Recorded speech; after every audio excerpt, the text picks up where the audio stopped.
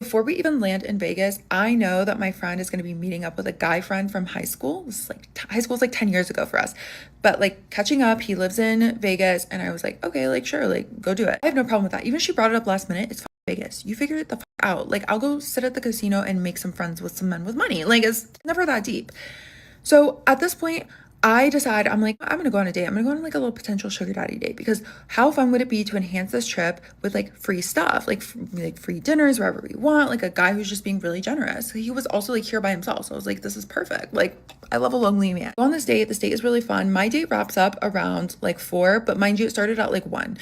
Her date started at 3 and they were still going until I met them downstairs around 6:45-ish. At this point, I'm making it really clear that I don't like him. But like I'm trying to be subtle about it, but like he tries to like shake my hand and I'm like, oh sorry, like I can't. Like just certain things that she was sharing with me during the day that she knew I wasn't gonna like. She did make a comment like, oh, he said that he really wants to go out with us later. And I literally look at her and I'm like, no. Like I can't remember if I actually said no, but I know that I was giving no with my body language. Like she knew that is not something I was interested in. Anyways, we have an appetizer, we have a drink, we go to the show. She has 2 more drinks. Mind you, I forgot to share. When I saw her, she had 4 drinks already. I'm drinking 1, she's finishing her 4th. We go to the show, she gets a double. It's like 6 drinks. And at the show I had 1. So like I have 2 shits. She's a little drunk. She's a little drunk, but I don't care if my friends get drunk. I'm not that type of friend. Like as long as nobody's driving, like we're on vacation, like have fun. As long as you're not messy and crazy and like psycho. So after the show, it's like 10 o'clock. We come back to the room, we're getting ready and taking photos. And she all of a sudden, like around 11, she's like, oh, he's here. I'm like, what do you mean he's here? She's like, oh, downstairs, he's waiting for us. Now, I do feel like she was dropping like little hints that he was coming, but at no point in time did she ask if this straight man who is not generous could crash our girls' night. He didn't bring any friends. Like, it's literally just like we're accompanying him on a night out and I don't even like him. So I'm like, ugh. But we're in Vegas. Let's just go with the flow. Instead of just like throwing a fit, I'm like, let me hear this out. Let me just see it through. We go downstairs. We meet this man. For some reason, rather than paying for a $10 taxi, we walk all the way to Caesar's Palace. Mind you, we're staying at the Cosmo. It's like a 20-minute walk. It looks so close, but it's so far. I'm hot. I'm tired. My lashes are popping off. So I'm just getting really irritated. And I'm walking behind them. My friend is like literally like not having any conversation with me. She's literally way in front of me, only talking to him during this entire walk. Okay. The only time she's coming back to me is when she can see I'm irritated and she's making comments like, well, like if you want to go hang out with that guy that you hung out with earlier, like no hard feelings, like totally fine if you want to do that. Like I totally understand. They are now talking about randomly like going to the strip club. And I turned to this man and I was like, you really want to go to the strip club? Like, are you going to pay? And he's like, I'm not a sugar daddy. Sir, I don't work for free. I'm not accompanying a man to like the strip club for free. Like the bare minimum is to pay. Like I'm genuinely so confused. So I'm just like, at that point I was like shut down. I was like, get this broke ass away from me. We still have another 10 minutes in this walk. My friend is making repeated comments like, I know it's like really hot and like, if you don't want to do this anymore, like it's totally fine. I'm just like, stop saying that. Like, stop saying that. Like, that's not the problem. The problem is you invited a straight man who's not going to take care of us to just like crush our girls' night. And you're literally spending all of your time. This man that you have not talked to in 10 years, you're talking to him more than you're talking to me. And we're on the girls' trip together. He should be tailgating behind us. Hold on, I'm getting room service. Breakfast has been served. My last straw is we finally make it to Omnia and my friend had to get our tickets for it. I told her the night before because we did not make it to the promoter's table. I secured a promoter to get us tables, but I pissed him off because I did not show up because my friend got too drunk. And my friend said, no, it's fine. Like I'll get us a new promoter. Like it's fine. Like there's so many promoters here. Like we'll figure it out, but could not find one to get us a table. So we were just on like a regular guest list, but she did not download the app. She was having so many issues. We were standing out there for like 10-15 minutes while all these people are passing. I'm at my wit's end. So my friend makes a comment and she's like, if at any point you're not having fun, just like let me know. Like if you want to go your separate way, like I completely understand. And immediately I was like, okay, I'm gonna go. And I give her a hug and she's like, wait, what? And I'm like, I'm gonna go. And then I just leave. As I'm leaving though, promoters were watching me leave and they're like, wait, do you want to go to a different club? You want to go to a different club? I can recommend you a different club. You want a table? I'm like, literally walking to the taxi. It's like two of them, one after the other.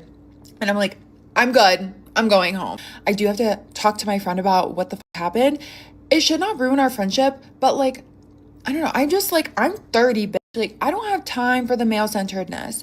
I don't. And she's gonna say, oh, it's not male centered. Like, we're just friends. We're just friends. But you don't ditch your friend to go hang out with a man. She's literally, oh, I'm not done. Sorry, I'm not done. I come back, okay? And I am such a courteous, like, kind friend. I like leave on her light on her side of the bed. I like leave on the bathroom light. I make sure not to deadbolt the door. And she texts me. She's like, hey, what are you doing? I'm about to fall asleep. So I'm just like, whatever. I'll text her in the morning or I'll see her in the morning. She doesn't come home. I'm like, all right, let me check her location, make sure she didn't die. So I check her location. She's at some apartment, like, just off the strip. Apparently it's his apartment. I did the whole like test. I'm like testing her. I'm like, this better be you, because she wasn't answering the phone. I was like quizzing her on everything. And it was her. So I was like, all right, no, I'm still pissed at you. And then she was like, okay, text me when you wake up. That was like an hour ago. I've been up since 6 o'clock. It's a 9. The thing is, we are very emotionally mature people. So stuff like this does not, like, it's not like I'm never gonna see her again. Like, I'm gonna be like, you bitch, like, we're not friends anymore. Like, that is not how we are. And a lot of the times, what I've learned a lot from her as well is like, there can just sometimes be miscommunication. Like, even last night we had a miscommunication where I was like, God, I wish I could have recorded what you just said. It was about like race in our friendships. And she thought I was saying that because like I wanted to post it, but I was telling her and I showed her later. I was like, no, it was like in the Ariana Grande way of like, I wish I could see what you just wrote down on paper. Cause like literally what you just said didn't make sense. And she was too drunk to like comprehend. So I was like, I can't wait to show you this tomorrow. Like what the f are you even saying? And we talked about that and like moved on, right? And I think that like that's important. It helps you like grow as like a friend. I don't know. What to do, everyday people, man? It's your boy PJ. Today we back with another lit video. Back in the confessional. Yes, we staying lit, big dog. Hey. Mm, yeah, mm. Okay, so she's a sugar baby, right? She's looking for somebody to just pay her way.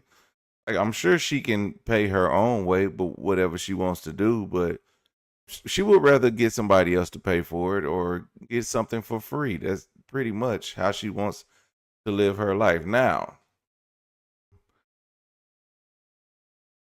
I don't know. Maybe she could get. I guess if you put yourself out there enough with whoever, I'm sure you can find the right guys to do it. Mind you, she was talking about the guy who didn't want to pay for her to get in the strip club. You not even his woman. You his girl. You a friend. So I'm curious of why you think you deserve for him to pay for you. Where's your man? Like, wasn't she hanging out with somebody? She said she can go find somebody who was going to, a rich old guy or something like that, who could pay for her way, and she didn't. So I don't know. I don't know this sugar baby culture, but this was the begin. I know when sugar babies first came out, first started hearing about this type of stuff, and you hear about the stories of the ladies who go after these guys. And I know the guys are lame. They're just getting out and they want to pay for somebody to spend some time with them. And guess what? It's always going to be somebody. It's always going to be some guy who has a little money but doesn't have any game, is not good looking, probably can't dress as well. But if he has enough money, he can dress something somewhat well, but just enough to get the woman. And if you can't dress well, I'm sure you'll pay somebody to help you find something to dress well. But that's the problem. You creating these monsters of women. She probably feels entitled to a lot of things. And she says her friend is male centered. And so she's emotionally mature. She may be decentered from men, but she's centered on their pocketbook. That's pretty much how she talked about living her life in Vegas on this trip. It's through somebody else's money. Good or bad, it's her life. Hey, there's things I will point out. but then that would be being toxic masculinity. Not here to judge you. I'm just saying I wouldn't do it. Okay. I certainly wouldn't do it. Let me know what y'all think about that in the comment section.